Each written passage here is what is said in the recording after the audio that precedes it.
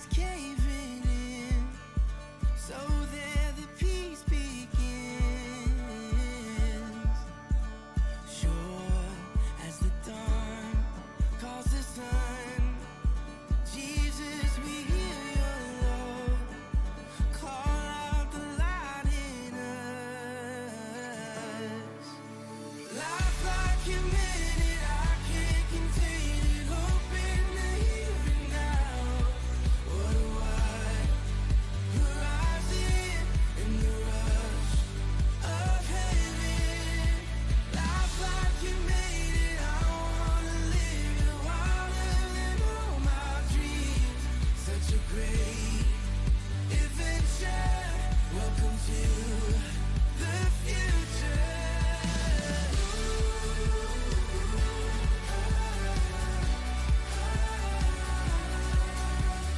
There will be days when you find you can't believe your eyes.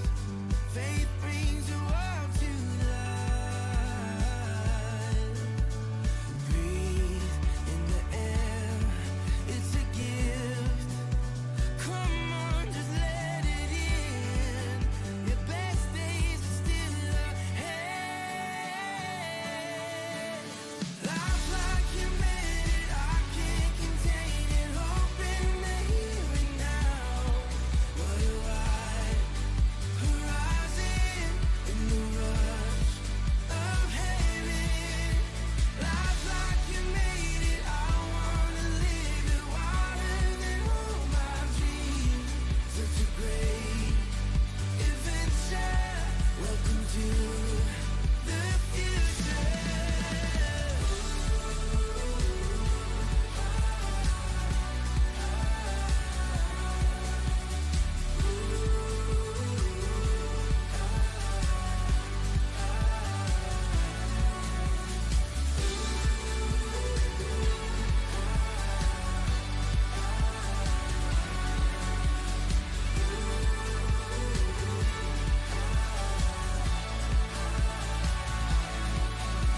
Life like you meant it, I can't contain it. Hope in the here and now.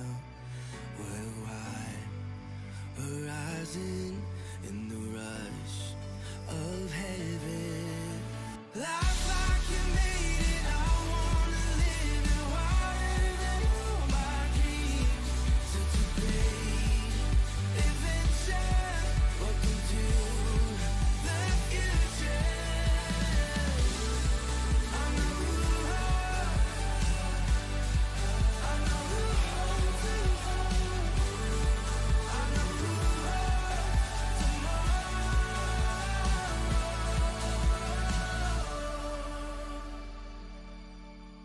Wilder than all my dreams.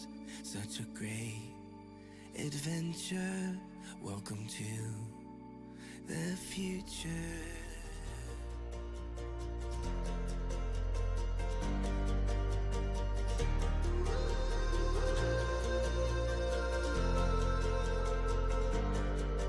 If you're washed up on a lonesome shore, so crushed and tired. If you're curled up on the kitchen floor and the house is on fire. If you couldn't feel further from redemption, you're the closest you've ever been. Rock bottom is a firm foundation. You see, my friend, this is not a breakdown, it's a breakthrough. This is not a midnight, it's a brand new morning when it dawns on the dark. No, this is not the moment when it all falls apart. It's a beautiful place to start.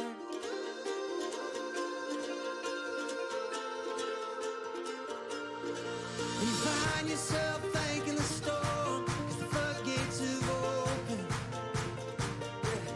and you let go of standing on the edge for the future's holding. Hear your prayers turn from begging God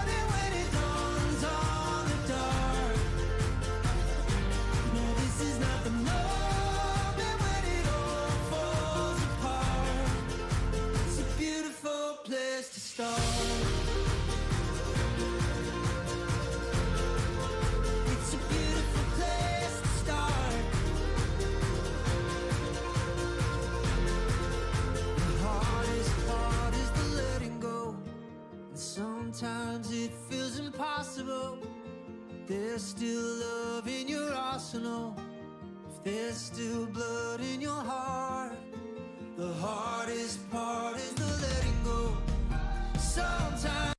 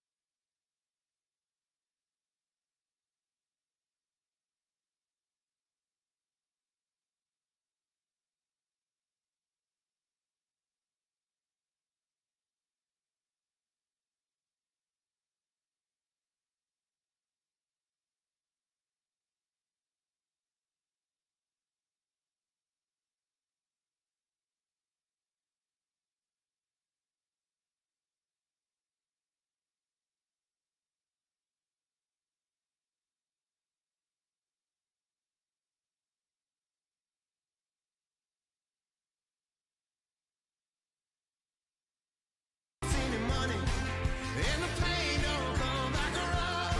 Oh, the choir gets tired of preaching to the choir. You finally hear that sound. Sit tight. I know it's heavy while we're on this side, but you and I will find that by and by. Hang on. One day the sadness will be good as gone. You and I arrive in the by and by.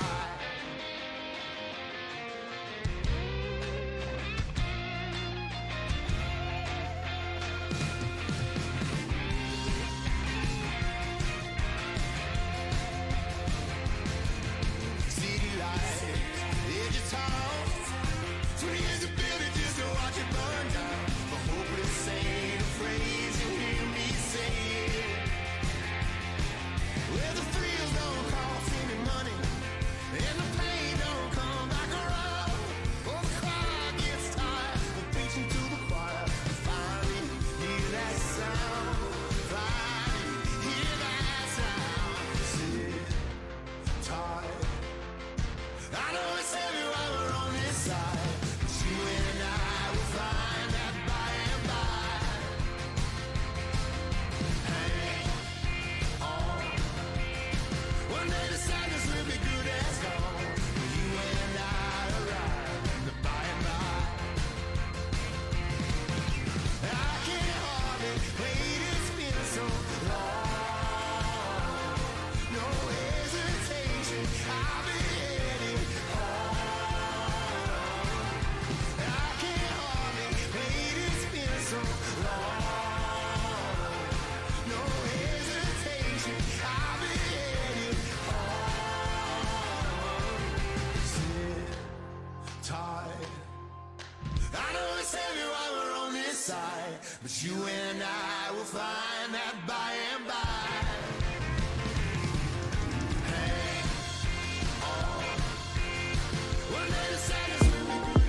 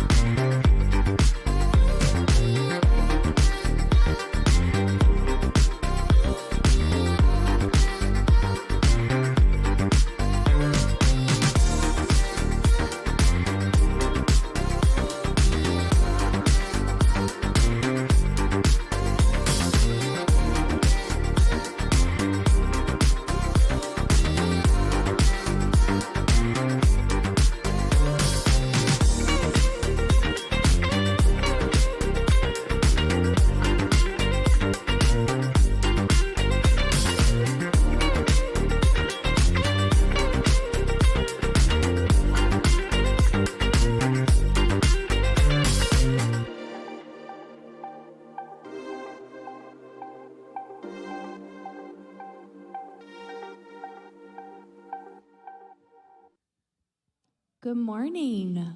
Welcome. Would you guys stand with us as we worship this morning?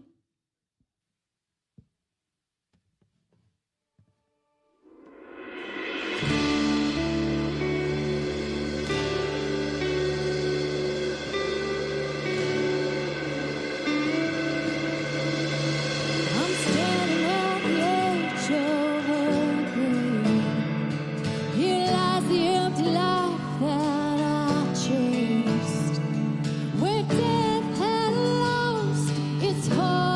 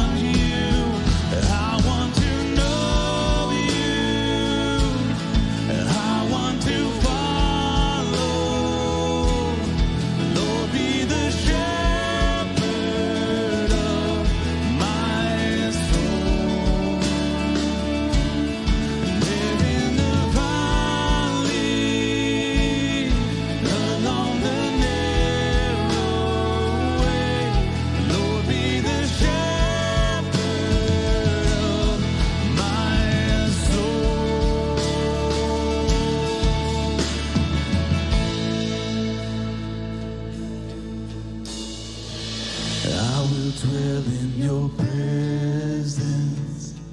I will walk in your goodness. Every good gift is from you. I will dwell in your presence. I will walk in your goodness. Every good gift is from you. I will dwell in your presence. I will walk in your goodness. Every good gift is from you. I will dwell in your presence. I will walk in your goodness. Every good gift is from you. I want to know you. I want to follow. Lord, be the shepherd of my soul. There in the valley, along the narrow way, Lord, be the shepherd of my soul. Lord, be the shepherd of my soul. I will dwell in your presence. I will walk in your goodness. Every good gift is from you. I will dwell in your presence. I will walk in your goodness. Every good gift is from you. Every good gift is from you.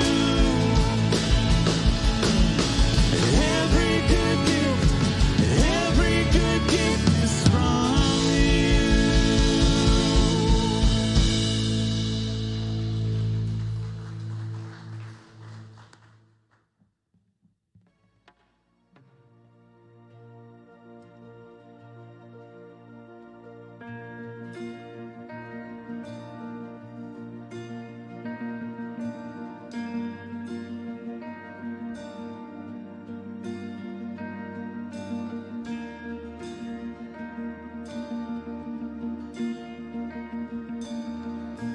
Your blood is healing every wound. Your blood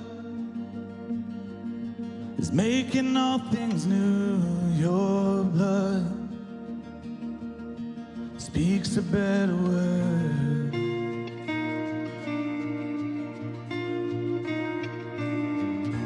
Your blood, a measure of my worth. Your blood is more than I deserve. Your blood speaks a better word. Speaks a better word. It's singing out with life. It's shouting down the lies. It echoes through the night. The precious blood of Christ speaks a better word. Speaks a better word. Your blood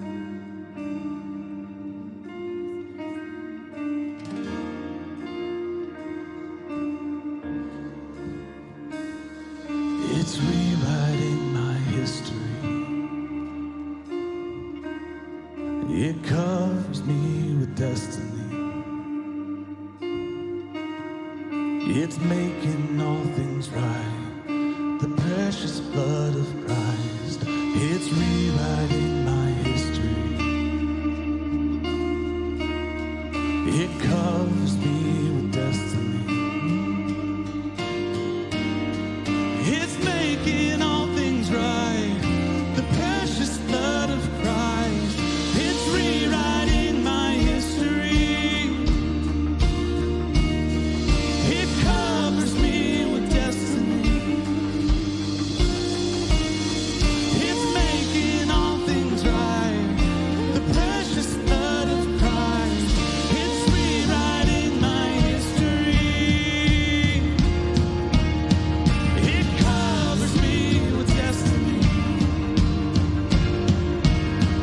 It's making all things right.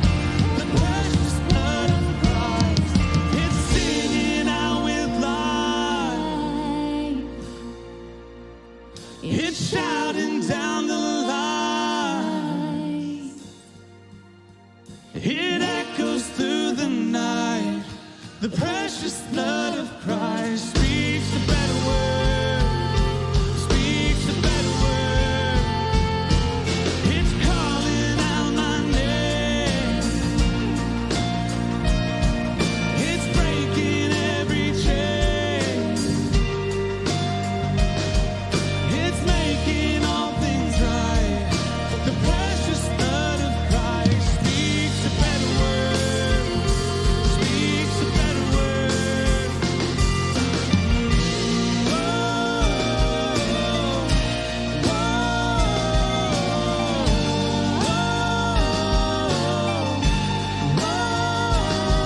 It's making all things right. The precious blood of Christ speaks a better word. Speaks a better word.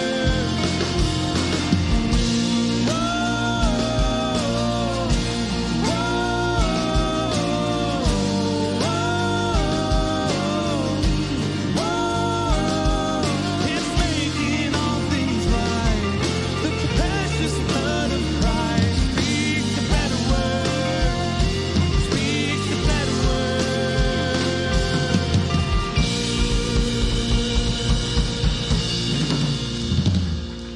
Oh, God, thank you so much. Thank you so much for speaking life over us and into us, God. We are just so grateful that we get to come here and worship you. God, we're just so grateful and so thankful. In Jesus' name.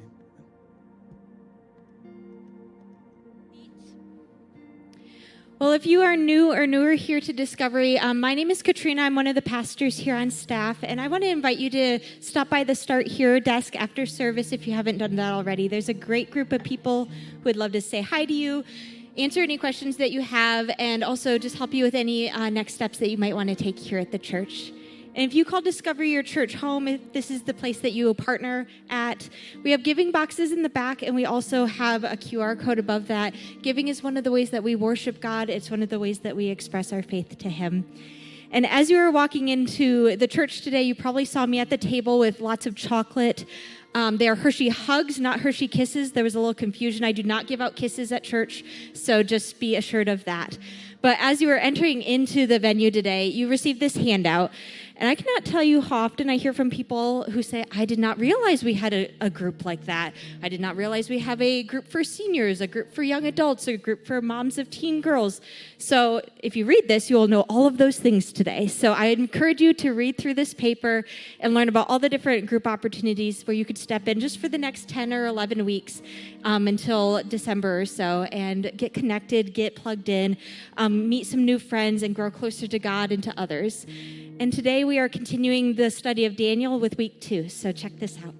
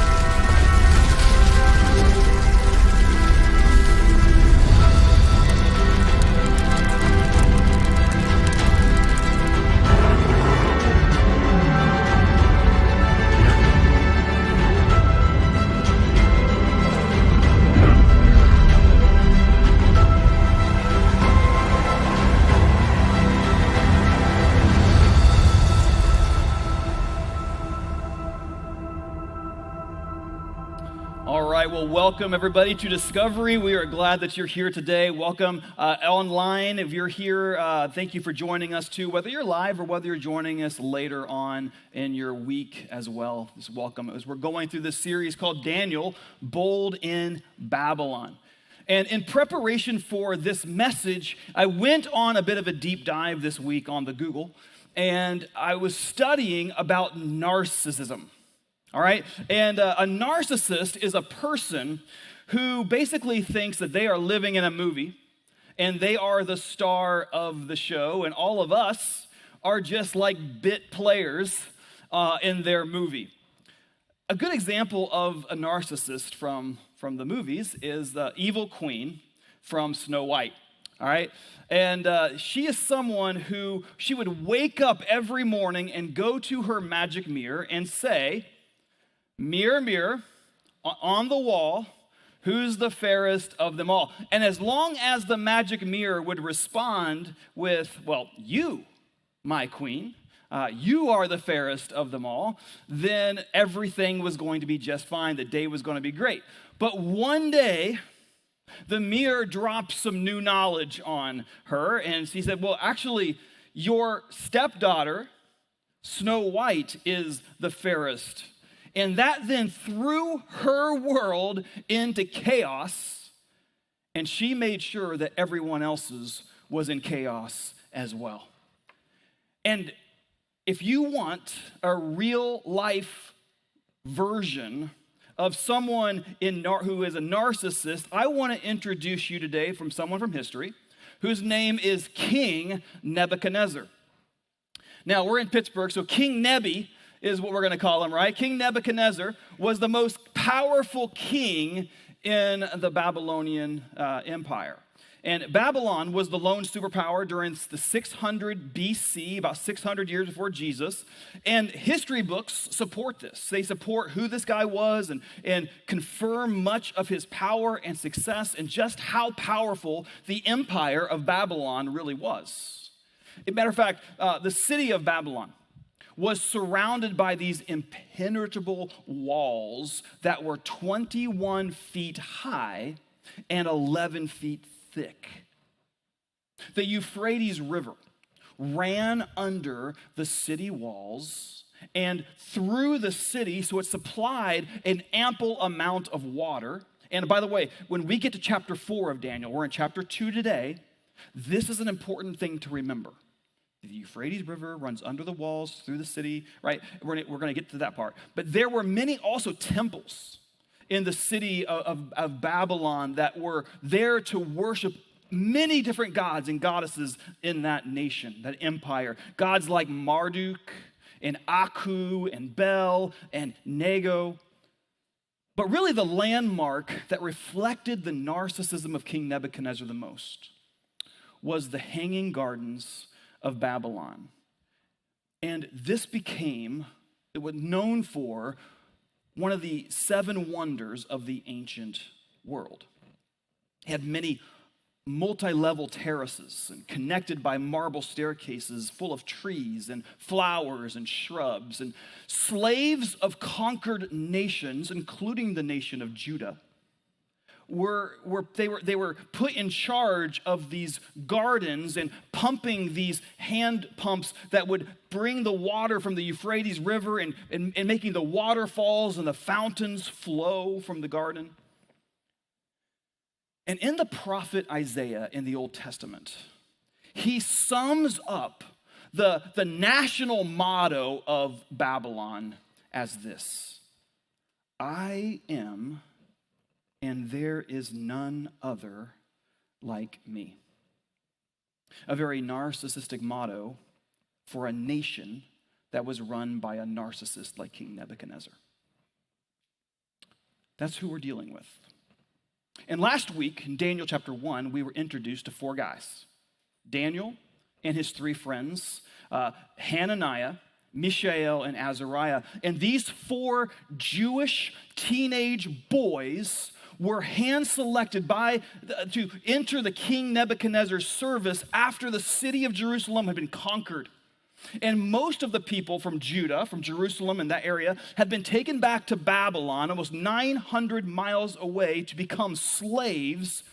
But the best of the best were handpicked to really be systematically stripped of their values and trained for 3 years, really brainwashed, to enter the king's service.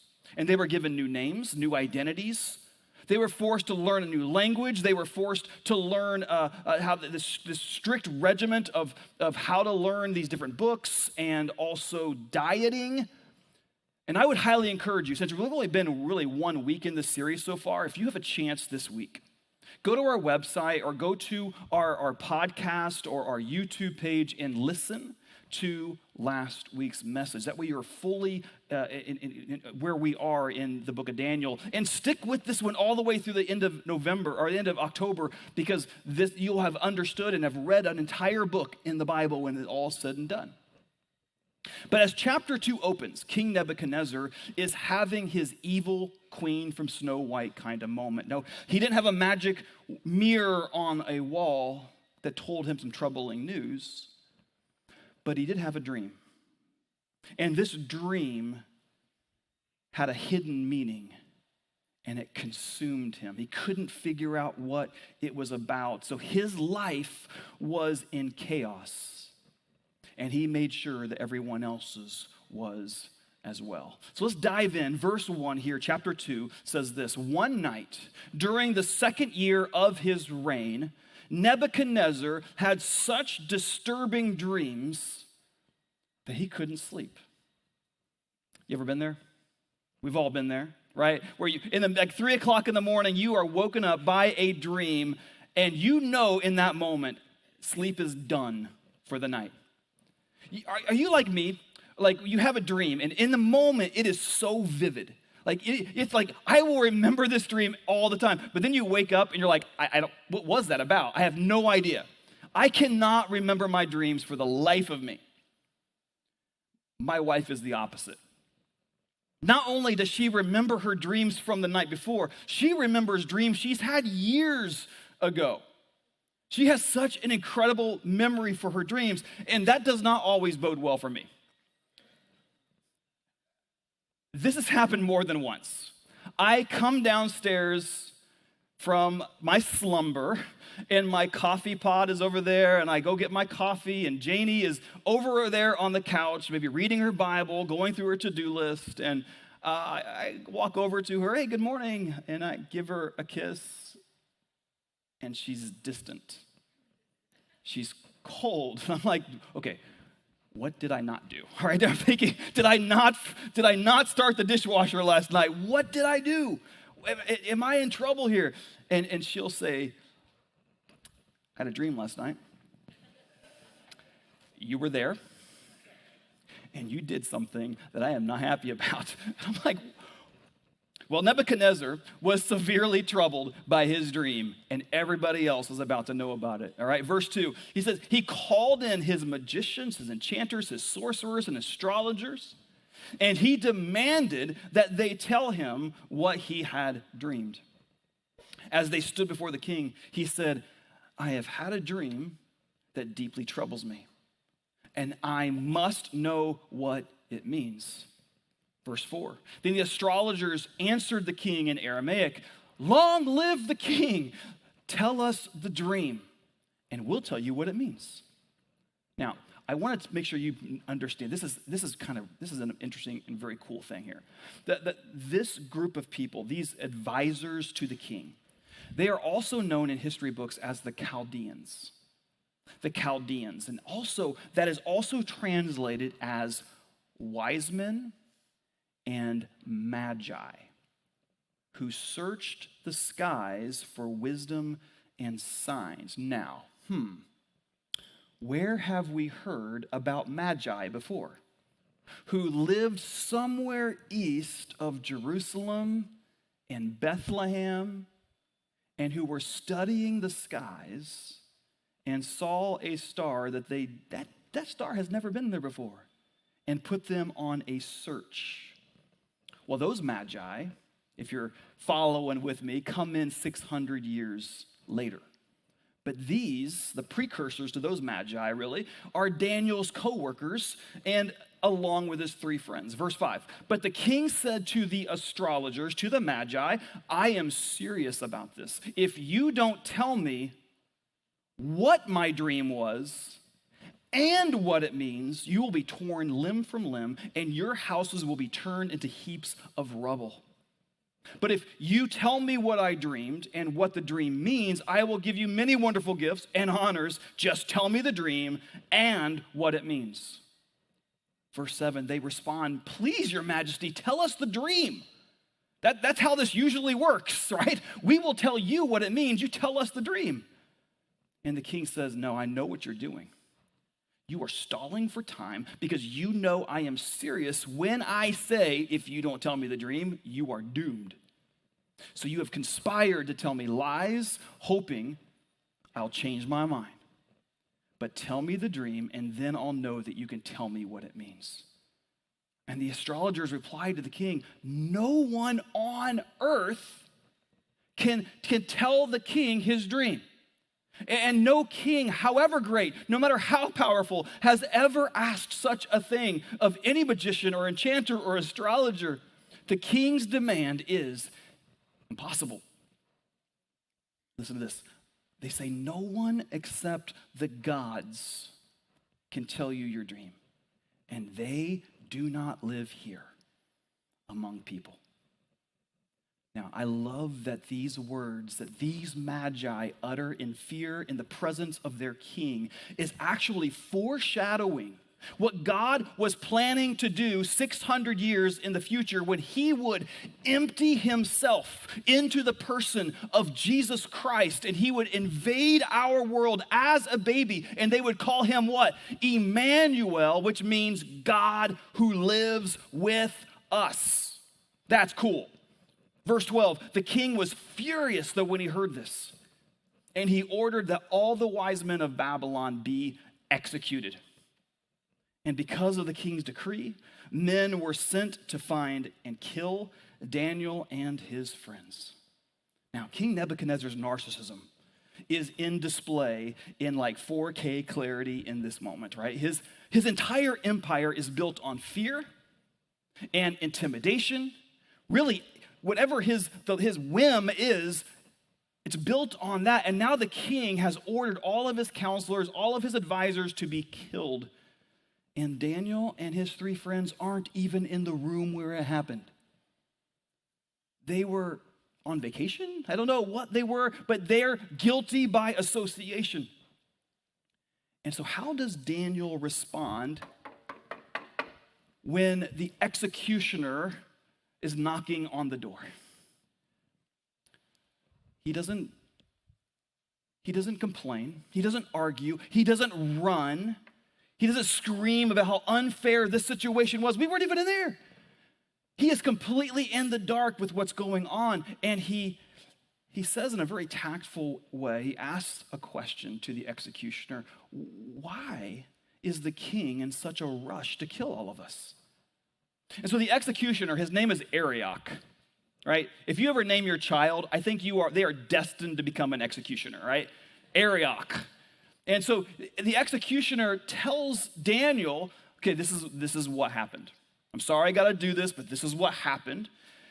And Daniel, very tactfully, is able to get in an appointment with the king through the executioner because he says, I can tell the king his dream and what it means. Now, if you're the executioner, you've been given one job, and that is, right, take this guy out. So why would he change his mind? I think Daniel used this guy in a very tactful way, very subtle way, saying, hey, I can do exactly what the king is asking to do. And so the executioner can go, if I bring the king who's troubled, the one person who looks really good in this situation, it's me, Arioch, the executioner, right? So Daniel kind of uses that moment, and then he gathers his 3 friends, and he calls them together and explains what's going on to them, and says, hey, we have to take this to God. We got to take this to God. And here's what's really interesting. If you pop the hood on that word, when God, the word God there, the word that Daniel uses is different from all the times that God is used in the Old Testament. Elohim is the most used Hebrew word talking about God in the Old Testament. It's what almost always the Israelites would use, the people of God would use Elohim. But he uses a different one here. And it's actually translated to God of heaven. To the God of heaven. And it appears 22 times in all of the Old Testament. 16 of them are in Daniel and Ezra and Nehemiah. And here's why that's so, I think. Right? Here's a map. Right? Here's a map, and this is the Empire of Babylonia. And if you look just on the coast of the Mediterranean Sea, I mean, that's where the nation of Judah was, the southern kingdom of Israel. Jerusalem was there. That's where Daniel and his friends were from. And now they have been exiled to the other part, to the east part of Babylonia, where the city of Babylon is. That is 900 miles, by the way. That is the same distance as Pittsburgh to Orlando, Florida, which might not sound very far in a land or a time where we have air flights, direct flights, and we have highways. But back here, 600 BC, this might have been a trip to the moon. And here's why this is important. You can take the map down now, that's good. It was a popular belief in those days that the gods and goddesses of a people group stayed in the boundaries of their nation.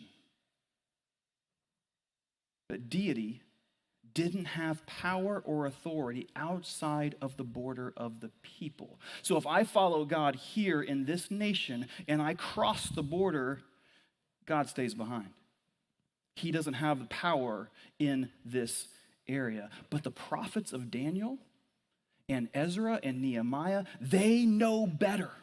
Because the Old Testament, these three Old Testament prophets lived during a time when the people of God were in exile into another nation. And so they call him the God of heaven because his power, his reach isn't limited by man-made boundaries or invisible lines on maps. No. The God of heaven is the one who spoke into existence this world and this universe. Listen to these words in the New Testament. These are from the Apostle Paul in Acts 17. He says, from one man, that's talking about Adam, God made all the nations, that they should inhabit the whole earth, and he, God, marked out their appointed times in history and the boundaries of their lands. That God didn't just create the world and the nations, but he draws the boundaries of their land and when they rise and when they fall. That's in the New Testament. Back in the Old Testament, the prophet Isaiah says this in chapter 40. He says, has it not been told you from the beginning? Have you not understood since the earth was founded that God sits enthroned above the circle of the earth, and its people, hello people, me included, we are like grasshoppers. He stretches out the heavens like a canopy and spreads them out like a tent to live in. Listen, you need to be reminded of this today maybe, that God, our God, the God of heaven cannot be contained. Not by borders drawn on a map, and not contained within those little boxes that we create. We do it all the time, don't we? We create this little box and we write on the side of the box, this is who I believe God is. And we try to take the infinite, most powerful, the God who spoke the creation into existence, and we try to fit him into our little box, and then we try to put him on our shelf. Neat and tidy. Speaking of boxes on shelves, my son Chase used to have a bearded dragon. We named him Godzilla, all right?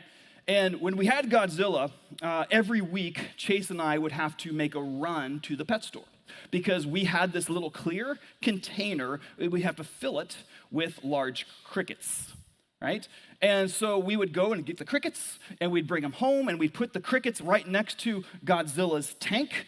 And then every day, we would take the container, we'd open it up, we'd take some little tongs, and we would reach in to select the chosen ones, right? And I'm thinking, like back in Toy Story, where they're like, the claw, right? And so it was kind of fun, I'll be honest, and kind of twisted. But we would kind of reenact from Return of the Jedi, Jabba's palace, where he opens the trap door and people fall into the Rancor pit, right? That's kind of what it was like, and Godzilla would eat his victims. Well, anyway, these crickets had no idea what was going on, right? They lived in this container. When we left the room of Chase's bedroom, they had no idea where we went or when we were coming back. They had no idea what was happening outside of their container. And Isaiah tells us that we are like the grasshopper or the cricket.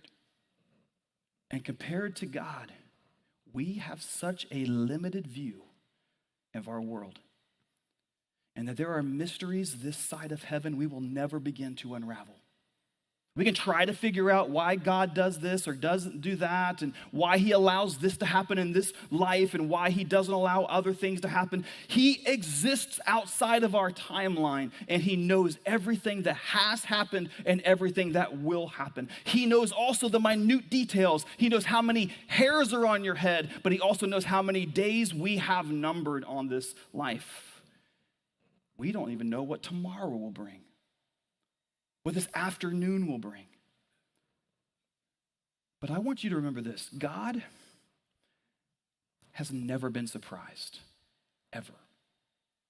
He's never been surprised. He cannot be surprised. We are the grasshopper. He is the God of the universe and heaven. And we need to always remember that we are the creation and he is the creator. That we cannot contain him with man-made boxes or borders. And so Daniel calls on the God of heaven to do what the astrologers and the spiritualists could never do. And matter of fact, they said no one on earth can do this. And God reveals the mystery to Daniel, and he goes to the king. And verse 25 says, Arioch quickly took Daniel to the king and said, I have found one of the captives from Judah who will tell the king the meaning of his dream. The king said to Daniel, is this true? Can you tell me what my dream was and what it means? Listen to Daniel's response. He replies, there are no wise men, enchanters, magicians, or fortune tellers who can reveal the king's secret. But there is a God in heaven who reveals secrets. And he has shown King Nebuchadnezzar what will happen in the future. And now I will tell you your dream and the visions you saw as you lay on your bed. We said last week that Daniel is really a great roadmap of how to live courageously in a culture of compromise. How to follow Jesus in a world that looks less and less like him. And in what we just read, we see a glaring difference between the kind of person Daniel is and the culture that he's living in. Where the king and even Arioch are all about, hey, it's all about me. Look what I've done. Daniel's like, I can't do this. It's God working through me. He's the one who's doing it. So I want to ask you, is your life all about pointing to you and what you are doing? Is your greatest accomplishments pointing to your success and what you have done? Or is it pointing to God? And we get to the dream, because I'm sure all of you are like, what did he dream and what did it mean? I want to dig in here. And Daniel says, what you saw in your dream was this giant statue. And the head of the statue was pure gold. The chest and arms were made of silver. Its middle and thighs were bronze, and its legs and feet were made of a mixture of iron and clay. And then in the dream, what happened next? A stone that was cut from a mountain, but was not cut by human hand, struck the statue, and it shattered the whole thing and turned the giant statue to dust. And then that little small stone that crashed into the statue, it grew and grew into a giant mountain that filled the whole earth. That was the dream. And the king had to have his mouth on the floor. That was exactly the dream. Well, what does it mean? Here's the interpretation. Daniel says, King Nebuchadnezzar, you and your empire of Babylon, right, are the head of gold. That's you. And the God of heaven has given you this kingdom and all your power and all your might and all your glory. Not something a narcissist likes to hear, right? You know, all your power, your whole kingdom, you think you're the cause of it? No. God has given it to you. They don't like to hear that. The only reason you're great is because someone else had something to do with it. But then Daniel says, this empire, as great as it is, and it is great. Look at those gardens. Look at that wall. Look at the system of water that you have flowing through this place, the aqueducts. It's going to fall. The empire is going to fall, and another will take its place. As a matter of fact, we see later in Daniel that the Medo-Persian Empire will be the next ones to come, and they are represented in the statue as the silver section, the chest of the statue, and it lasts for 200 years. Matter of fact, Daniel will serve kings of this empire, but they're gone. And then after that, another empire will come, and it's represented by the bronze part of the statue, and that is the Greek Empire, which lasts 270 years, and then it's gone. And finally, represented by the feet of the statue, is the Roman Empire, which lasts until about after Jesus. So if that's what the statue represents, what does the stone represent? And this is really the best part. The stone that shatters the whole empirical system represents Jesus, who steps into our history at the height of the Roman Empire. And Jesus came and he announced that he is ushering not a new empire built on dominance.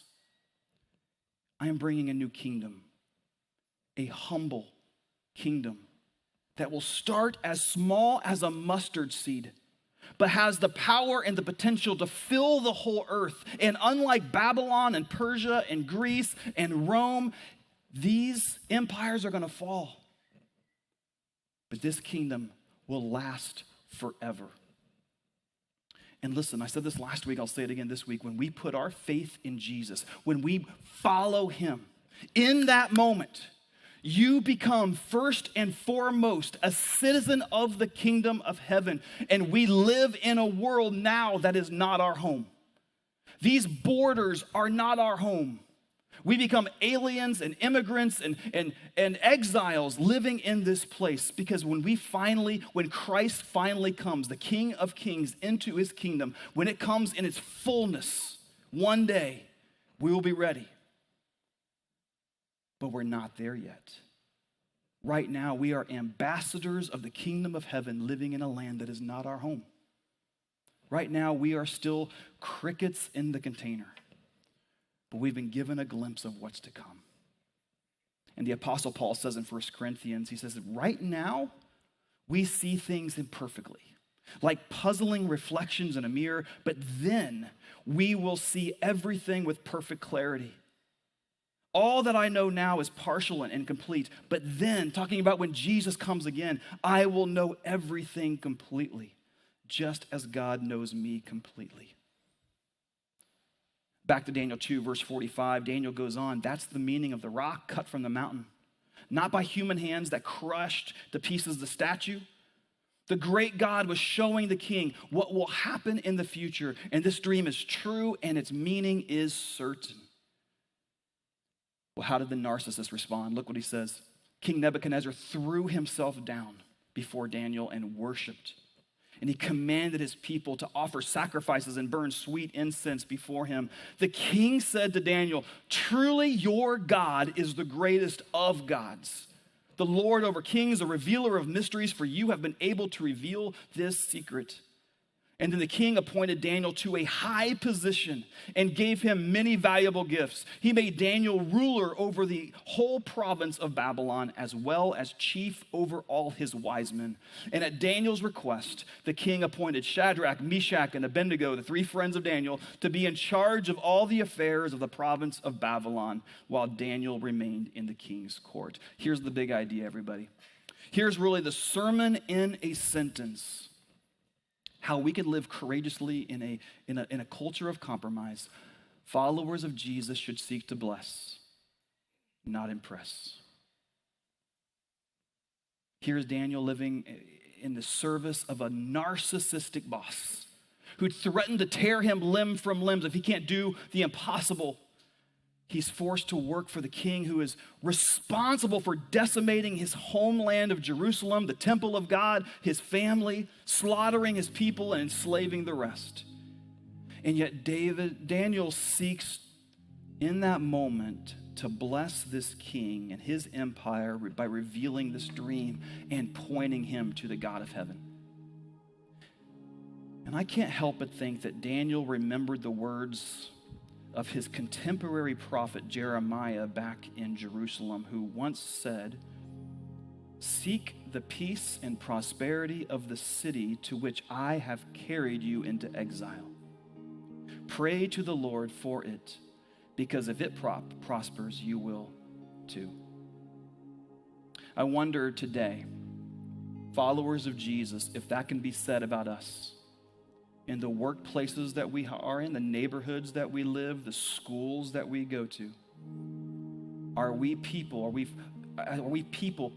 the kingdom of Jesus who bless rather than trying to impress? As a result of that, Daniel, living courageously in this culture of compromise, the king who constantly kept lifting himself up, we finally see lowering himself down to the ground and worshiping the God of heaven. Now listen, Nebuchadnezzar still has a long way to go, but God is working on his heart. He's working on him. And I want to encourage all of us, because our world needs to see more Daniels and more Danielles living courageously, following Jesus in a land of compromise. I want to ask our serving team to go back to the communion tables to be ready to pass the bread and the juice. And this is a way we worship God every single service here at Discovery. Every week we take the bread that represents the body of Jesus on the cross and the cup of juice, which represents his blood. And we're giving you the ones that have the tearaways today. There's two things to tear back. The bread's at the bottom and the juice is at the top. But we do this to remember Jesus. That's why he instituted this. Why he said, when you take of this, remember me. And so when you receive that, I want you to take a moment just to bow your head, to kind of focus. Maybe you need to talk to God about something going on in your own life. Bring it to God. Maybe you say, thank you for what you did for me on the cross. Maybe you're not a follower of Jesus yet, and this is something that you're like, I'm not sure if I'm ready for this. Just let the basket pass on by. Let it pass on by. No one's going to care. But maybe you start talking to God. God, if you're real, God, if you're really there and you really want or are looking for me to become a follower of yours, help me on this journey. Just talk to him. He's waiting for you to call on his name. Father, we love you. We thank you for this moment, this time where we can take a pause and reflect on who you are. That you are the God of heaven. There's no stopping, there's no containing you. Speak to us today, Father. Break through every door, every wall of our hearts, and that we may find that relationship of Father right there waiting for us. Thank you for what you've done for us, for these examples of people living on this world, maybe 2,500 years ago. But his struggles are our struggles today in 2025. May we live bold in Babylon, citizens of the kingdom of heaven, living here in this place that is not our home. Help us to bring heaven to earth this week by the way that we follow you boldly. It's in Jesus' name that we pray. Let's take communion together.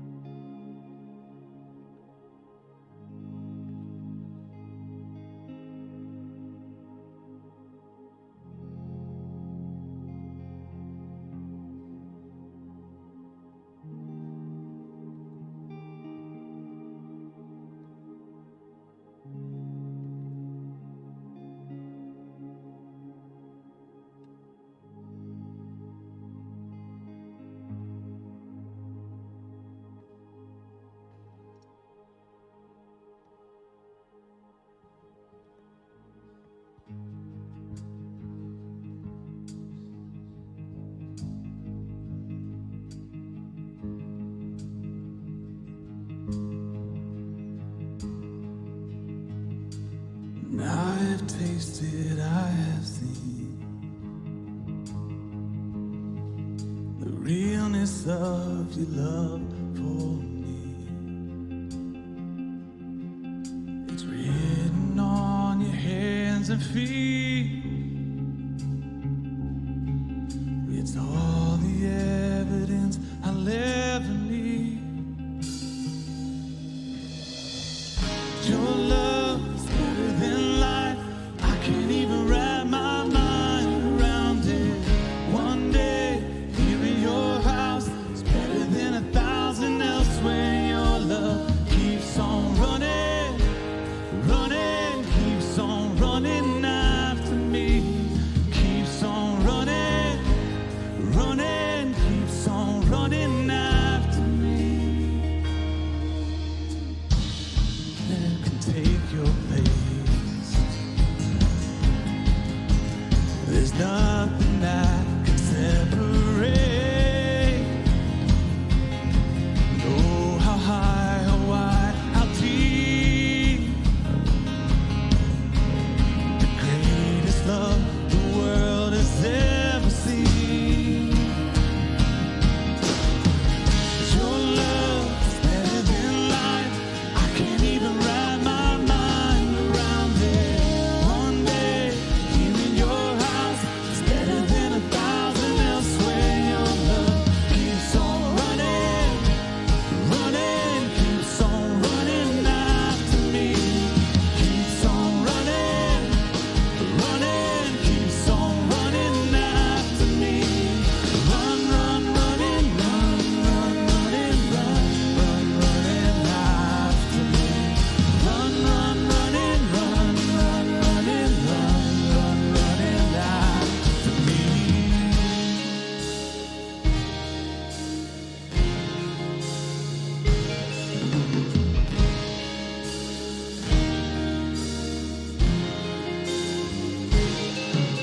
And surely your goodness and mercy will follow me. Every time I turn around, surely your goodness and mercy follow me. Every time I turn around, surely your goodness and mercy will follow me.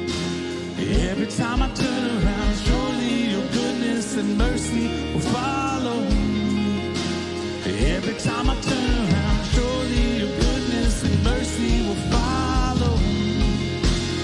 Every time I turn around, surely your goodness and mercy will follow me. Every time I turn around, your love is better than life.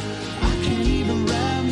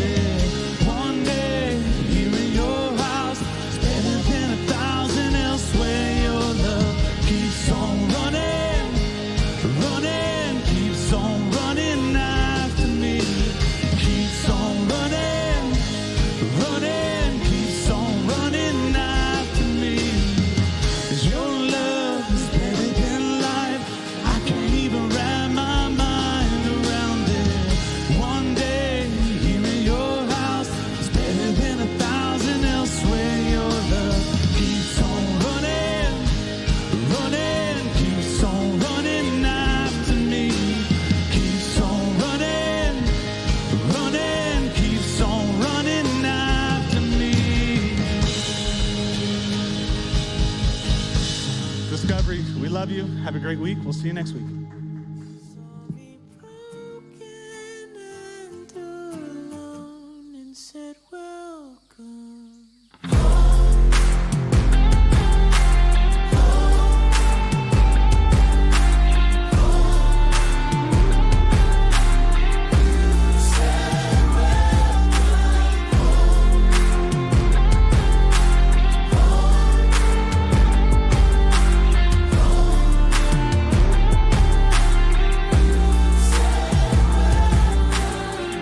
I wasted all you gave, sold it, selfish gain. I was hoping it would give me joy. All it ever did was bring me pain. I reached the end of myself, on my knees crying for help. I don't know where else to go. And there in the distance, I see your existence holding up me. I'm finally home. I'm finally where I'm supposed to go. I'm finally home. I'm sorry, broken and said welcome.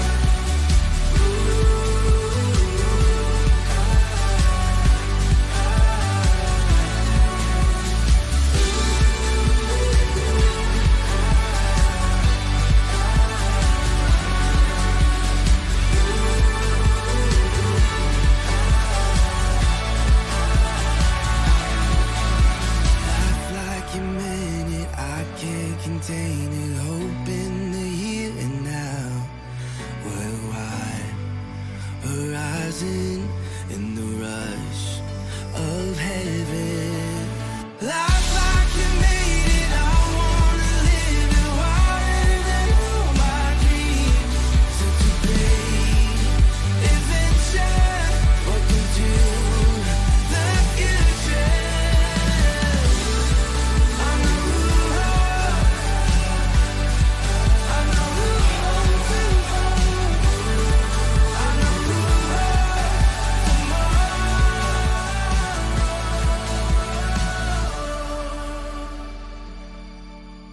wilder than all my dreams. Such a great adventure. Welcome to the future.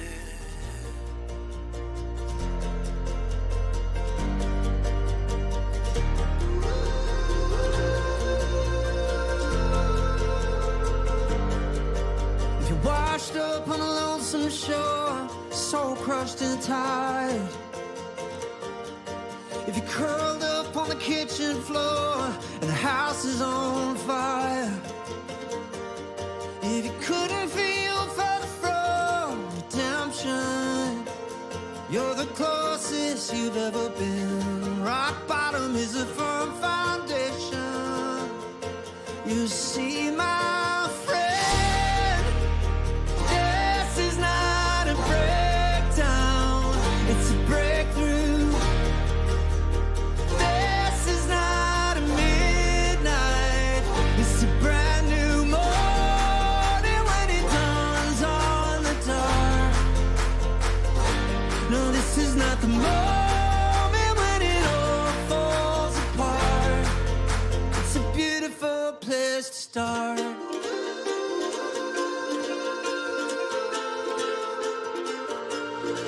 You find yourself thanking the storm 'cause the floodgates have opened. You let go of standing on the edge for the future's holding. Hear your prayers turn from begging God to praising Him.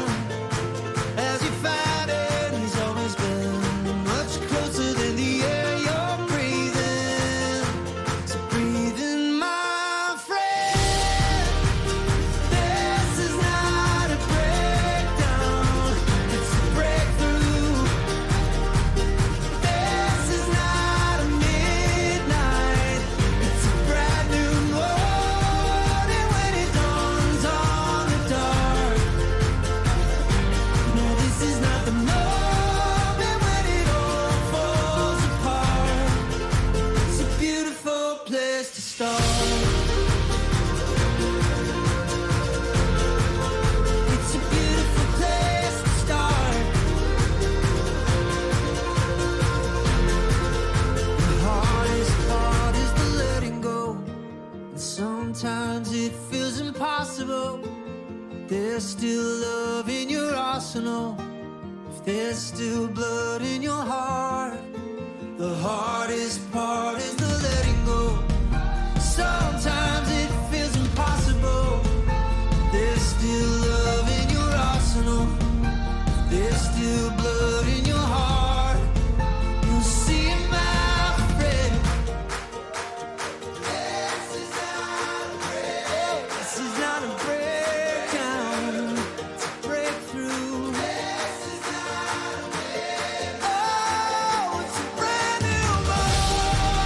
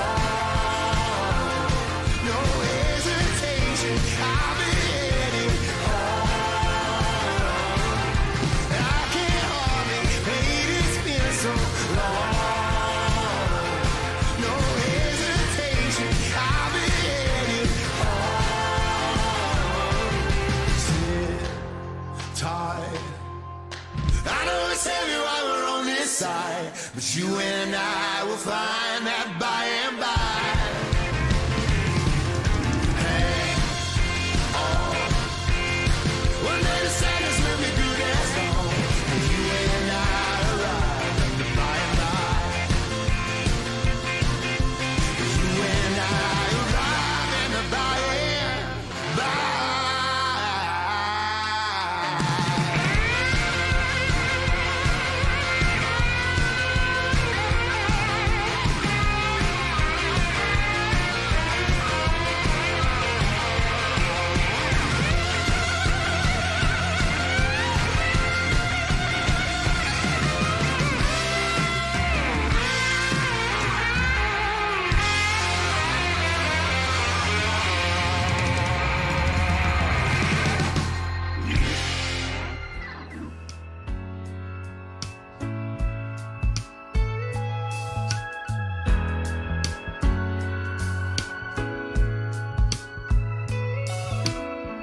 Don't know why I believe the lie that I have to be in control. It only gets me down.